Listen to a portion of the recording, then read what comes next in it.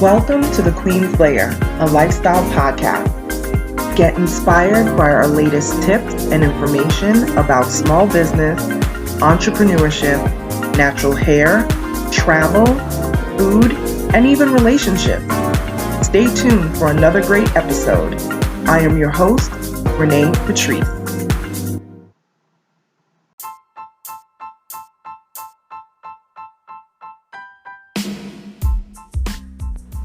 Welcome back, everyone. Thank you so much for tuning into my podcast once again. I don't know how many times I have to tell you folks this. Stop selling to yourself. Do I have to say it again? Stop selling to yourself. Creators, artists, all of the different genres, and I'm talking music folks as well. You are not selling to yourself. You are selling to an audience, to a group, to a niche, whatever it is, however you want to say the word. You are selling to people outside of yourself. Now, I'm not saying that you should sell things or push things that you don't believe in. No, that is not what I'm saying. What I'm saying is you are selling to an audience of people who need what you are selling. So whatever it is that you're selling, whether it is a service, whether it is a product, it really should solve a problem. That's how you sell things. Solve a problem. My clients don't have time. That's their biggest problem, is that they do not have time for anything. They do not have time to do social media. They don't even know what to say when they do post on social media, right? So what I do is I free up their non-existent time, really. Take time that they didn't have in the first place, that they're trying to cram because they really don't have that time to spare to begin with. And I give that time back to them by taking over all of those, what they feel are menial tasks. They know that they're important, but it's menial on the totem pole of what they feel is important. You understand? There's different levels, right? There's different levels. So you have to look at what is important for you. And if what is important for you is not having to deal with your social media, hand it over to a professional who knows what they're doing, right? If writing contracts is not your thing, you can run your whole business and have your lawyer or, somebody who is good with contracts write your contracts. Have them quote you a price of how much it's going to cost to put them on retainer every month, so you can just funnel them contracts and they can look through them and they can approve, disapprove, tell you what to change, update, all of that. I tell folks this all the time. I just had a conversation with a client recently about this. You're not selling to yourself. You are selling to other people, outsiders.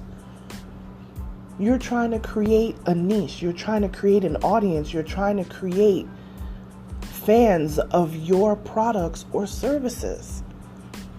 So when it comes to branding, because that's what we do over here, when it comes to branding, you want to brand. Yes, you want to love what you're doing, but you also want to consider what is going on out in the market.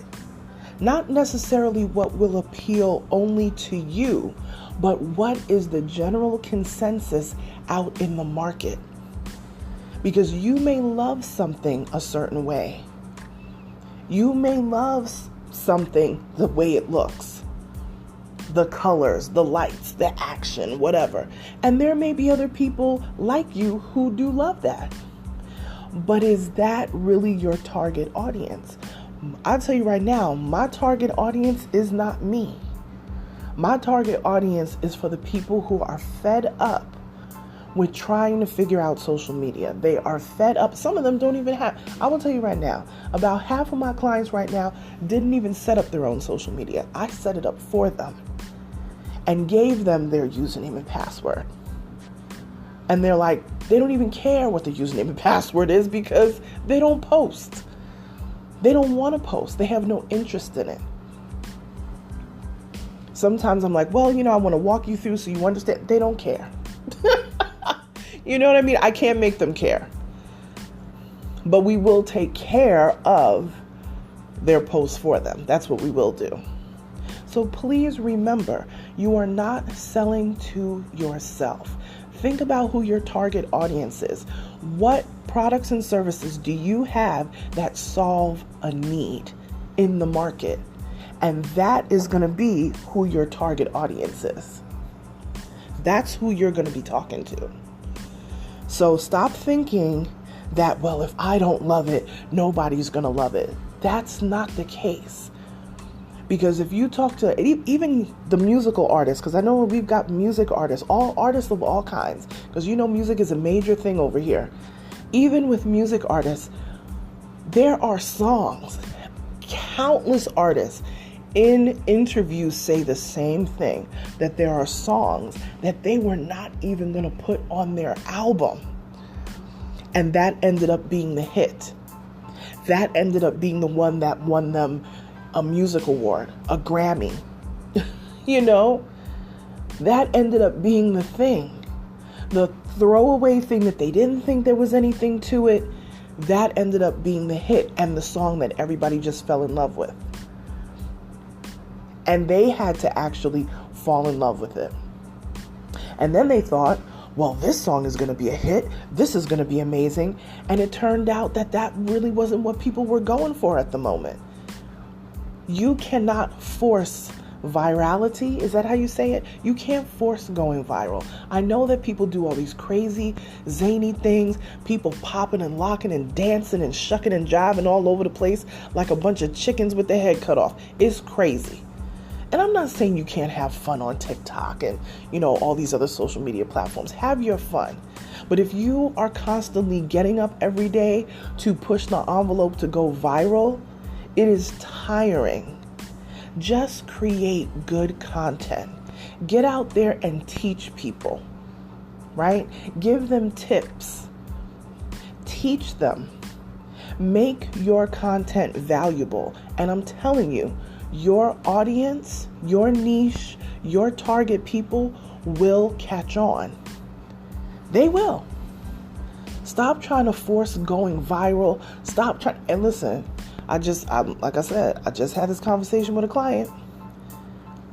There's a hack around every corner for everything. And we're so bogged down. This person says post once a day. This person says, no, you got to post 5 times a day. Another person said, no, you got to post once every hour. Listen, I've tested all of those theories, and it really depends on you as a creator or artist, however you want to label yourself, and who your audience is. Because I think I've said this before on here. There is one particular creator, she posts once a month. And if anybody knows who I'm talking about, I'm not going to say her name on here, but she posts once a month. She has a poppin' podcast. She posts once a month on her timeline. So she literally has one post each month. So that means over the span of a year, she will only have posted on her timeline 12 times. She only posts once a month. Now she posts in her stories because her stories is where it's at. She posts in her stories all the time, a few times a day, just like stories should be. 3 to 5 stories, that kind of thing. If you're going to somebody's stories and they have little tiny dots going across, that is too much. By the time people get to the 10th dot, they're done. They're checking out. They're abandoning the rest of the stories because it's just too much. And I'm saying this is too much, not because that's my opinion. That is statistical fact. That is a statistical fact. 3 to 5 stories, 3 to 5 slides a day over the course of an entire 24 hours is more than enough in your stories. If you link a few of them together, 3 to 5 in a row, that tell a story. That's what stories are for. You're out with the girls and you're chilling, having a few drinks. Everybody is complaining about their man. That's for the stories. It's not for the timeline. It's just not. But again, this is not my opinion. This is statistical fact when you look at the stats of Instagram and stories and what works on timelines and what works in the stories and how do reels stack up against the timeline versus going into the stories. Listen, these are the facts that even Instagram will tell you. Right? So find the sweet spot that works for your business and tap in that way. You don't have to post 5 times a day. If you post once a day and let that post live for the day, because after you post, the likelihood of that post going any further goes down every minute after you post. So the majority of people who will see that post is usually within the first 20, 30 minutes, unless it goes viral somehow and somebody reposts it in their stories or reposts it on their timeline, which can happen. And it kind of gives it life again. Just create good content, clear pictures. Stop posting these blurry pictures. You know the picture's blurry and you're uploading it anyway. I don't care if Drake is in the picture. The picture is blurry and it doesn't look good. It's ridiculous. Take proper pictures. Test out your camera. Learn how to take selfies that are not looking up your nose. I know I'm poking on somebody right now. I know I am. I don't care. I've been doing this for years. And I'm telling you, there's one thing about being real, and there's another thing about just being ridiculous. You know, there's the real and there's the ridiculous. There's the real and down to earth. Cool. Got a little crust in the eyes. You want to talk to people early in the morning with a little hot breath. We can't smell your breath through the phone anyway, so we don't care. You know what I'm saying? Cool. But when you're overly rehearsing things and just overly doing it, it's not believable. And it doesn't make your content valuable. And if people don't see that your content is valuable, you know, look at the views. You know, it's not necessarily likes. People keep talking about likes. Yes, likes are a form of engagement, but you cannot gauge that if people actually like your content. There's a whole lot of people that love your content that will never click the like button, but they'll view it. So really, I try to pay attention more to who's viewing, who's forwarding, saving, all of that, but I look at views. It could be 10 people that clicked on and actually clicked the like button, but there could be 3,000 views. So I'm looking at views. That's the thing that I really look at. I was like, ooh, this got like 5,000-6,000 views. Okay, people really like that. I test that theory again with something similar a couple weeks later. Again, people love it. Aha. Now I found something that I can roll with. So maybe every other week I post whatever that particular thing was that I did, that genre, that waterfall, that, you know, quotes or whatever it is. It's not that tough. Algorithms work this way for a reason. And whatever you follow That's the same thing that you're going to get if you're all over the place. If you're, listen, there is no reason to be following no 5,000-6,000 people at all. Just follow the impactful people. You following a whole bunch of people, and I know a lot of people do that too. They follow a whole bunch of people or follow the max, 7,500 people in hopes that a lot of these people will follow them back. And yes, a percentage, statistically speaking, will follow you back. But will they stay? Do they really care what it is that you're talking about? The only way to judge that is to actually create content that people actually want. And that means teaching people. That means giving people tips. What are the 5, great tips that you have in your industry? I got so many listens on doing a breakdown of different branding strategies. Anytime I put 5 tips or 3 things to know or whatever, people click like crazy. So stop trying to sell to yourself. Take the personal, the personal piece out of it. Stop trying to sell to you and look at who you're trying to attract. So if you're trying to attract people who need certain services, if you're trying to attract people who need your products, then you need to speak to them in their language. That's what you need to do. I've been doing this a long time, and I've tested many different methods on things, very simple methods, more, A/B audience type stuff. I've done all of that. I've spent thousands of dollars on ads just to test how they work in Twitter, on Instagram, on Facebook, all these different things to test these theories out. And I'm telling you, it really comes down to great content. If you have great content that people want to indulge, that people want to learn, if people know that they come to your page and they're going to learn all this great stuff about that particular niche that you're in, they're going to keep coming back. Especially when you do a part 1, a part 2. If you tell me something is a part 1, well, I'm looking for part 2 now.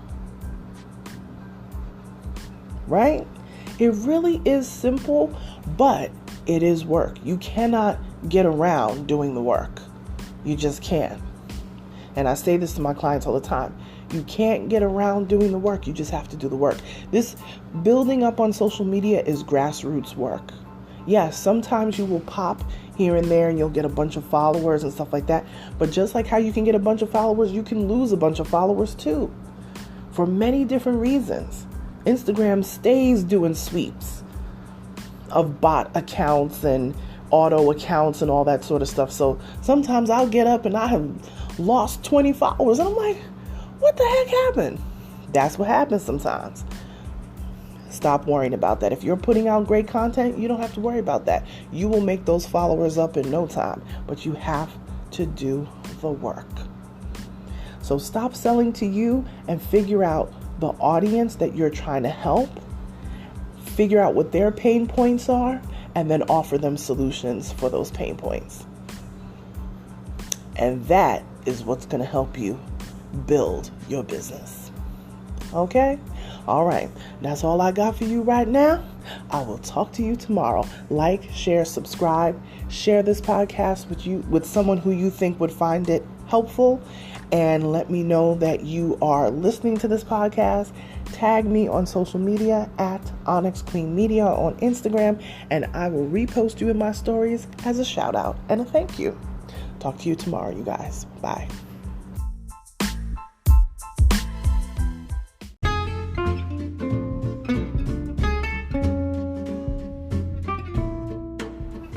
Online savings simplified. Don't search for coupon codes ever again. With one click, Honey's smart shopping assistant will automatically apply discounts to your cart in seconds. Save on all your favorite things. Easily pay less for products you're already buying online. It's as easy as 1, 2, 3. Join Honey for free. It takes 2 clicks to add Honey to your Chrome, Safari, Firefox, or Opera browser. Find savings in seconds while you shop. Honey will find working promo codes across the entire internet, and you save instantly. With one click, Honey will apply the best deals to your cart. It's that easy. So what are you waiting for? Get Honey. Download it today. Visit our link, www.tinyurl.com/ONYXHONEY. That's www.tinyurl.com/Onyx Honey. Start saving right now.